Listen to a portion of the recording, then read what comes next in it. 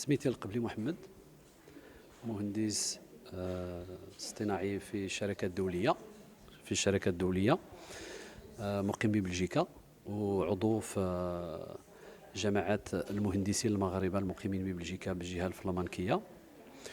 وأنا في التجربة ديالي الدراسي عندي ماستر في تيليكوم اندستريال. وبالنسبة ديال الخدمة أنا خدمت في عدة شركات الدولية اللي هما يعني متوقعين في غرب إفريقيا والمغرب العربي، ما بينهم سيمنز، انجي وإكوانس. وبالنسبة ديال البروجيوات اللي عندنا بروجيوات ديال ديساليزاسيون دو دو مير، عندنا لي بوست haute tension et l'électrification de l'Afrique du Nord, l'Afrique de l'Ouest et l'interconnexion. هذوك هما البروجيوات اللي خدامين فيهم. الأوراش يعني يتعدوا ما بين 500 ألف أورو و20 مليون أورو. هذوك هما البروجيوات، وهما PPP يعني بارتناريا بوبليك بريفي. وفي إطار هذا المبادرة الحضور ديالي يعني باش faire un retour d'expérience بالنسبة ديال المغاربة المقيمين بالخارج le retour d'expérience يعني الخدمات ما بين المغرب أوروبا والجالية. Et en ce qui me concerne, les points effectivement sur lesquels on avance actuellement et on fait des énormes progrès, c'est l'ouverture vers les marchés européens, africains et plus principalement l'Afrique de l'Ouest et l'Afrique du Nord, étant donné que le Maroc est un partenaire principal et important pour les entreprises occidentales en général. Et pour permettre un développement et non pas uniquement un passage vers l'Afrique, mais un partenariat plus fort pour les deux continents, je pense que le Maroc devrait plutôt aussi s'orienter vers un développement de la jeunesse. Pourquoi ? Parce que nos jeunes travaillent effectivement aussi bien au Maroc qu'à l'étranger.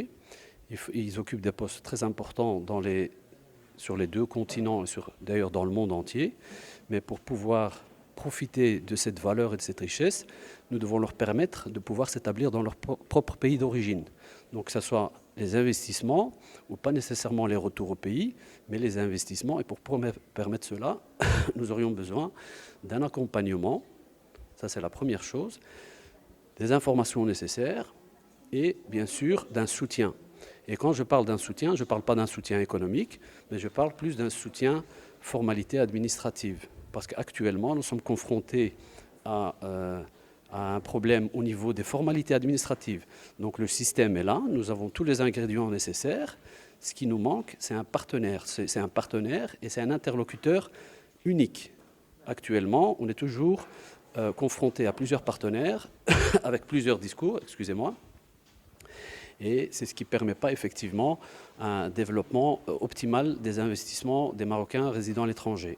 Comme vous le savez, la communauté marocaine résidant à l'étranger sont plus de 5 millions. Et si on fait un petit calcul très rapidement, si chaque Marocain investit 1000 euros, donc million centimes maghribiya comme on est un grand montant. Mais pour cela, on a besoin effectivement de ce soutien, de ce support et d'un guichet unique. Ce que moi j'appelle un guichet unique. Pourquoi ? Parce que comme je l'ai dit précédemment, j'ai l'expérience avec plusieurs pays, que ce soit l'Afrique de l'Ouest, l'Afrique du Nord ou en Europe. Et dans la majorité de ces pays-là, surtout en Europe, en particulier la Tunisie, en une journée, on crée sa société. Donc on ne passe pas par différentes étapes et on n'a pas toutes ces complications de formalité. Les CRI, comme on en parle ici, donc les centres régionaux d'investissement, c'est effectivement un très bon début, mais eux, je les vois plus à un niveau PME et très grandes entreprises. Donc moi, je pense plus aux jeunes entrepreneurs, qu'ils soient marocains au Maroc ou marocains résidant à l'étranger. Et je pense aussi à ceux qui sont porteurs de projets, mais qui n'ont pas les moyens. Donc on a la graine, on a les graines, et il faut préserver ces graines. Pourquoi? Parce que c'est ces graines-là qui vont nous donner un arbre et les fruits, mais n'oublions pas aussi que ce n'est pas juste les fruits que le pays va en retirer, mais ce sera des autres graines plus tard. Et c'est comme ça qu'on crée une société. Donc si on revient un peu à ce que je disais tout de suite sur la jeunesse, c'est le point fort et je pense que c'est là où on doit s'orienter. Merci. Donc, merci. En tant que Marocain résident à l'étranger, et surtout en Belgique, quelles sont, d'après vous, quelles sont les recommandations? Quelles sont vos recommandations dans le cadre pour encourager les investissements au Maroc? Je crois que كما تنقولوا بالعربية مستثمر مغامر. Donc c'est l'assurance. Il faut rassurer l'entrepreneur. Je pense que les chiffres montrent bien que l'assurance n'est pas totale. Elle est là, oui. On a une stabilité, on a une assurance, mais elle doit être plus forte, plus sérieuse et mieux orientée. Pourquoi? Parce que si on vient, effectivement, on le remarque, et ça, le chiffre le montre bien, les Marocains investissent dans l'immobilier, ça prouve bien qu'ils ont cette assurance de base, mais ils n'ont pas l'assurance, entre guillemets, de l'avenir. Vous allez me dire, oui, personne n'a l'assurance de l'avenir, mais s'il y a un accompagnement et qu'il y a une feuille de route claire pour ces investisseurs, je pense qu'ils ne vont pas hésiter à investir parce qu'ils le font de toute manière quand ils en voient qu'ils aident leur famille.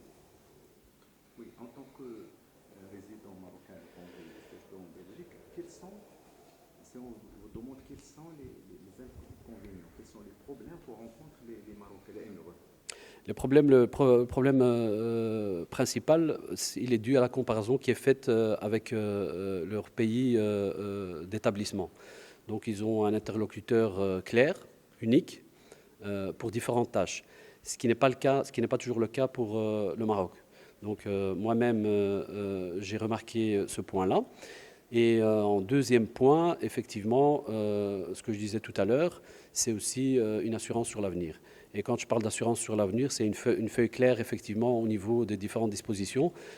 En prenant un exemple, pour être un peu plus clair et plus précis, les échanges des données bancaires qui ont été établis dernièrement et pour lesquels le gouvernement a fait une rétroaction, et effectivement, qui est très rassurante pour la communauté marocaine résidant à l'étranger, pour les Marocains du monde. Donc pour vous, il faut, là, vous avez parlé d'assurance. Tout à fait, oui.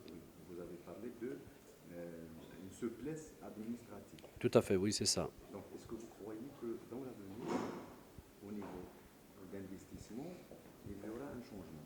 Il y aura un développement, il y aura une croissance du taux d'investissement? Mais certainement. Pourquoi? Parce que je pense qu'ici, quand on regarde l'exemple que j'ai donné tout à l'heure des CRI, des chambres régionales d'investissement, on prend le problème à bras-le-corps du dessus. Donc je pense que les CRI sont plus orientés pour les entreprises qui sont déjà installées et qui veulent se développer. Moi, je parle plus des sociétés et des entreprises qui veulent, grandir et créer. Donc créer l'entreprise. Et les CRI ne sont pas vraiment pour le start-upper. Non. Non. Donc, si vous pouvez me dire, votre secteur d'activité, c'est quoi? Moi, mon secteur d'activité, c'est l'industrie. Donc, je travaille dans l'industrie, tout ce qui est piping mechanical, et l'électricité et l'instrumentation. Et je travaille dans le secteur de l'énergie. Donc, ces trois secteurs d'activité que vous avez cités, comment ils sont au Maroc? Comment vous les voyez au Maroc? Au Maroc, ils sont structurés d'une façon qu'on est un intermédiaire. On n'est pas l'étude préliminaire, parce que dans tout le projet, il y a une étude préliminaire. L'étude préliminaire est toujours faite à l'étranger en général. Je ne parle pas de l'ONE. L'ONE, effectivement, pour son propre réseau, s'occupe des études préliminaires. Mais pour tous les projets d'industrialisation et de développement, les études préliminaires sont faites à l'étranger. Et donc ça, c'est un premier point. Pourquoi? Parce qu'on devrait avoir la capacité de pouvoir développer ces mêmes projets chez nous. Pourquoi? Pour effectivement avoir une indépendance dans la partie études engineering, mais aussi ouvrir la porte vers les pays de l'Afrique et d'ailleurs, ce que je disais tout à l'heure, le Maghreb et les pays de l'Afrique. Pourquoi? Parce que si on fait que des intermédiaires, n'importe qui peut faire l'intermédiaire. Mais si nous, on peut marquer notre notre marque de fabrique en donnant justement ces études préliminaires aux entreprises qui veulent s'installer ou qui veulent se développer, ça pourrait changer énormément le contexte et développer aussi la structure économique locale. Dernier mot, M. Adib. Un dernier mot, moi j'ai toute confiance dans les développements et les politiques qui sont menées ici au Maroc pour justement promouvoir l'investissement et pour promouvoir aussi sa communauté marocaine du monde. Et je souhaite beaucoup de courage aux organisateurs et à toute la communauté pour les efforts qu'ils font pour leur pays. Et Ash al-Balik.